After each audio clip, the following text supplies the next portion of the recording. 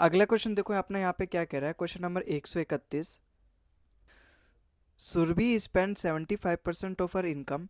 If her income increases by 20% and saving decreases by 1%, then the percentage increase in his expenditure। मुझे ये क्या बताना है, देखो यहाँ पे सुरभि अगर अपने इनकम का 75% रुपए स्पेंड कर देती है।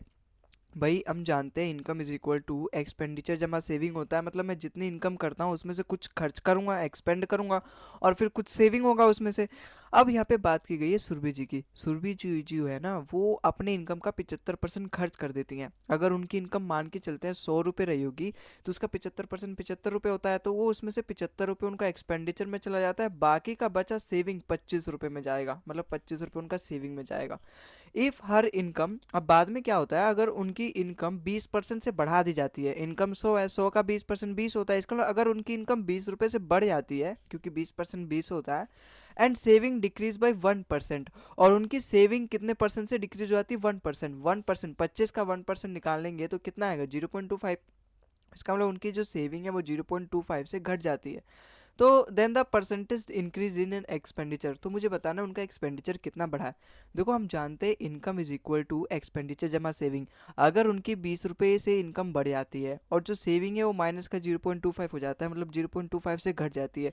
भाई अगर उनकी इनकम 20 रुपये से बढ़ जाती है तो सेविंग भी 20 रुपये से बढ़ेगी, लेकिन यहाँ पे सेविंग भी, मतलब यहाँ पर अगर इनकम 20 रुपये से बढ़ रहा है तो यहाँ पर भी 20 रुपये बढ़ना पड़ेगा, लेकिन यहाँ तो सेविंग और घट जा रहा है। जो सेविंग से घट रहा है ना, एक्चुअली में वो जा रहा है पूरा एक्सपेंडिचर में। मतलब यहाँ पे 20 रुपये जब उनकी इनकम बढ़ी तो 20 रुपये वो एक्सपेंडिचर में तो बढ़ा ही बढ़ा, क्योंकि यहाँ सेविंग में बढ़ ही नहीं रहा कुछ। इसका मतलब यहाँ पर क्या है, एक्सपेंडिचर में 20 रुपये तो बढ़ा ही बढ़ा है, लेकिन सेविंग से भी उन्होंने कुछ बार कुछ यहाँ पे कटौती करी, और वो क्या है 0.25। 0.25 उन्होंने अपनी सेविंग में से भी ले लिया, तो सेविंग में से जब उन्होंने 0.25 ले लिया तो वो यहाँ पे एक्सपेंडिचर में आके ऐड हो जाएगा, तो उसका मतलब उनका जो एक्सपेंडिचर है वो 20.25 से बढ़ गया।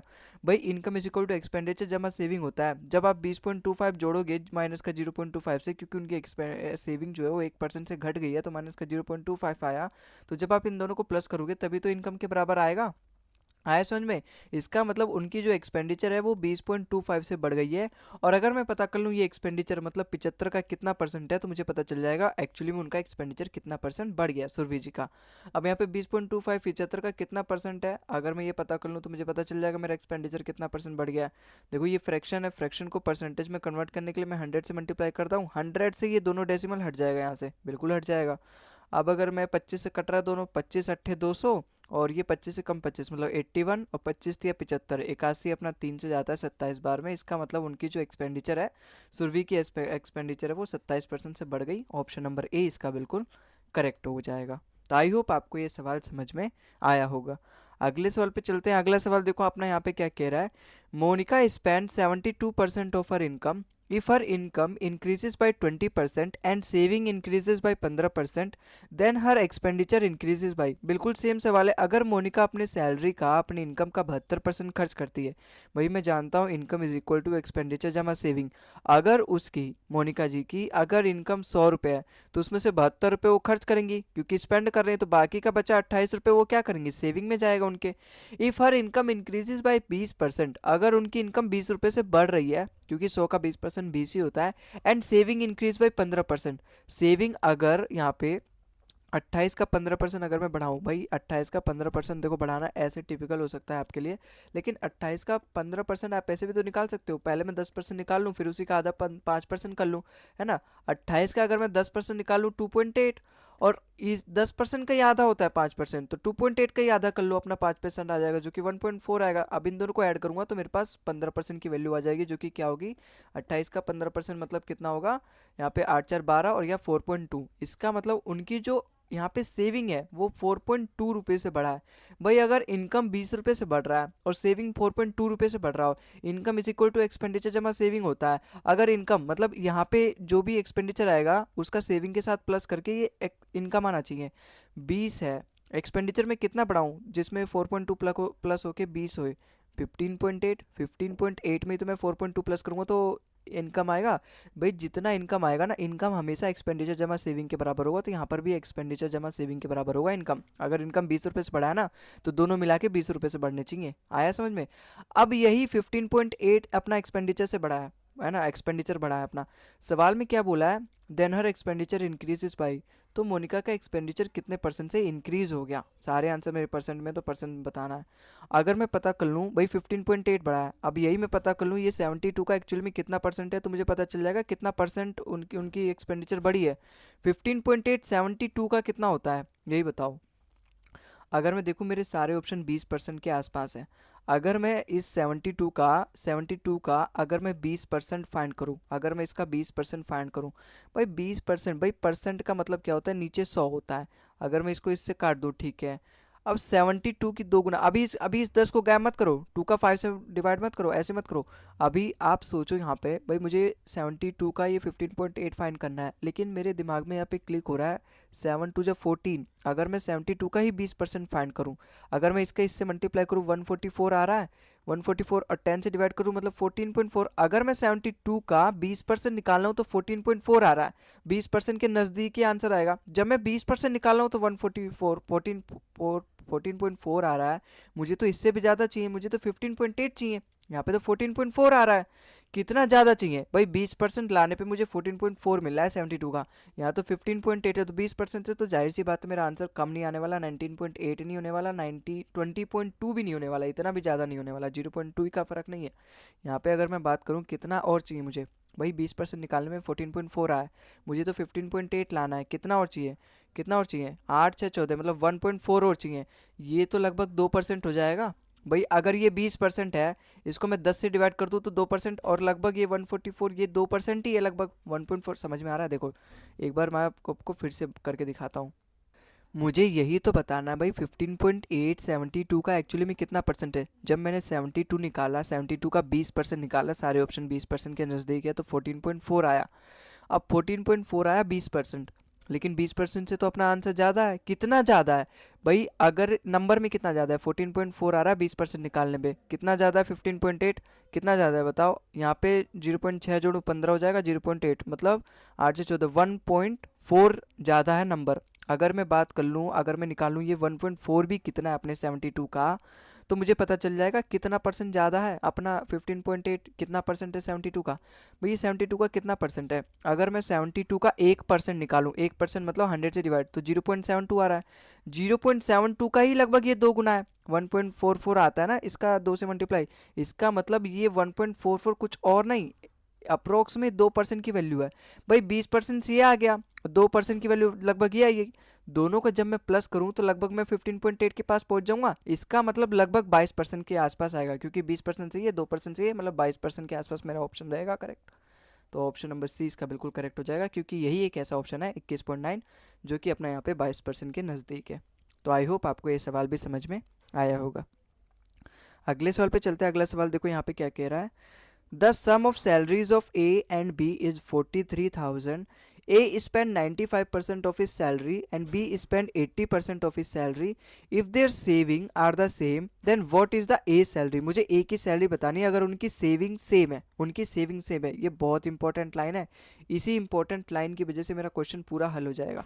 जैसे यहाँ पे देखो दोनों का सम तो दे रखा है, 43,000 रुपये दे रखा है। अगर ए अपनी सैलरी का 95% स्पेंड कर देता है, सवाल में आगे ये बोला है उनकी सेविंग सेम है, इसका मतलब अगर ए अपनी सैलरी का 95% स्पेंड कर देता है तो केवल 5% ही बचेगा। 5% ऑफ ए, अब ये किसके बराबर होगा, बी के सेविंग के बराबर। बी कितना सेव करता है, बी अपने सैलरी का 80% खर्च कर देता है, 80% खर्च कर देता है, इसका मतलब केवल 20% ही सेव करता है। इसका मतलब 5% जो सेविंग ए का बचा था वो 20% ऑफ बी के बराबर हो जाएगा, क्योंकि यही दोनों का सेविंग यहाँ पे बचा है। आया समझ में, अगर वो 95% खर्च कर देता है तो केवल 5% बचता है, दोनों का सेविंग सेम है, तो ए का सेविंग 5%, बी का सेविंग कितना बचता है, बी अगर 80% खर्च कर देता है तो उसका केवल 20% बचेगा सैलरी, जो कि उसकी क्या हो जाएगी, सेविंग हो जाएगी। तो यहाँ से इन दोनों का सेविंग बराबर होगा, 5 से जाएगा ये पूरा 4 बार में, तो ए रेशो बी कितना आ जाएगा यहाँ पे 4/1 आ जाएगा, क्योंकि बी अगर ये नीचे आएगा तो यहाँ कुछ नहीं है, तो 4/1 आ जाएगा, 4/1 आ जाएगा। सवाल में क्या बोला है, दोनों का जो सम है वो 43,000 रुपये दे रखा है। अगर मैं दोनों का सम करूँ यहाँ पे रेशो में तो 5 यूनिट आएगा, 5 यूनिट की वैल्यू दे रखी है कितना, 43,000। मुझे क्या फाइंड करना है, मुझे ए की वैल्यू फाइंड करनी है, ए की वैल्यू मतलब 4 यूनिट, तो मुझे 4 यूनिट की वैल्यू फाइंड करनी है। अगर ये 5 का कितना गुना है बताओ, 5 से अगर मैं इसको डिवाइड करूँ 8600 बार में जाएगा, बिल्कुल। इसका मतलब ये एक की वैल्यू आ गई मेरे पास 8600। मुझे 4 की वैल्यू फाइंड करनी है, तो मैं 4 की 8600 से मल्टीप्लाई कर दूंगा तो मेरे को पता चल जाएगा। देखो 2 जीरो तो आने वाले हैं, 2 जीरो इसमें नहीं है और इसमें नहीं है, तो ये वाले ऑप्शन गलत हो गए, है ना। 2 जीरो आएंगे ना यहाँ पे लास्ट में, और 4 6 24, लास्ट में 4 आना चाहिए, 400 लास्ट में आना चाहिए, आगे भले ही कुछ भी आ जाए। तो मेरा ऑप्शन यही से मैच हो गया, ऑप्शन नंबर डी इसका बिल्कुल करेक्ट है। तो आई होप आपको ये सवाल समझ में आया होगा। अपना अगला सवाल भी देखो ऐसे ही है, बिल्कुल सेम, लेकिन यहाँ पे ए की सैलरी पूछी है और डाटा भी देखो बिल्कुल सेम है, तो उसी हिसाब से हम कर सकते हैं भाई। ए रेशो बी अपना यहाँ पे क्या आया था, 4:1 आया था, तो यहाँ से हमें 5 की वैल्यू कितनी आई थी, 5 की वैल्यू कितनी दे रखी है सवाल में, 43,000 रुपये दे रखी है। सवाल जो अपना पिछला वाला था ना, बिल्कुल वही सवाल है, जब आप देखो तो सेम क्वेश्चन है, लेकिन यहाँ पे ए की सैलरी पूछ रखी है। आगे देखो ए की सैलरी इन रुपीस, ये क्वेश्चन रिपीट हो गया यार, है ना, क्वेश्चन रिपीट हो गया है। What is this. यहाँ पे आप बी की सैलरी कर लो, ठीक है, यहाँ पे मुझे बी की सैलरी बतानी है। अब देखो 5 की वैल्यू दे रखी है इतनी, मुझे बी की सैलरी पूछ रखी है, बी की सैलरी कितनी, 1 यूनिट है, तो मुझे 1 यूनिट की वैल्यू बतानी है, 8600 हो जाएगा, क्योंकि 5 को अगर मैं इससे डिवाइड करूँगा, 43,000 को 5 से डिवाइड करूँगा तो 1 यूनिट की वैल्यू आ जाएगी, जो कि आई कितनी थी 8600, और उसी 1 यूनिट की वैल्यू मुझे बतानी है, जो कि कितनी आ गई अपनी 8600। आया समझ में, ऑप्शन नंबर डी इसका बिल्कुल करेक्ट हो जाएगा। तो सवाल में कुछ भी पूछे, जब आपको रेशो पता चल गया और कितना पता चल गया, कितने का मल्टीपल है, तो आप कुछ भी फाइंड कर सकते हो। अगले सवाल पे चलते हैं। अगला सवाल देखो अपना यहाँ पे क्या कह रहा है, question number 135, the sum of salaries of A and B together is 45,000 if A spend 85% of his salary and B spend 70% of his salary. यहाँ पे स्पेंड लिख लेना, ठीक है, स्पेंड होगा यहाँ पे। B spend 70% of his salary if now there saving are the same, अगर उनकी सेविंग सेम है तो मुझे बी की सैलरी बतानी है। भाई दोनों के सम का कितना है, दोनों की सैलरी का सम 45,000 है। अगर ए अपनी सैलरी का 85% खर्च कर देगा तो सेव कितना करेगा, 15%।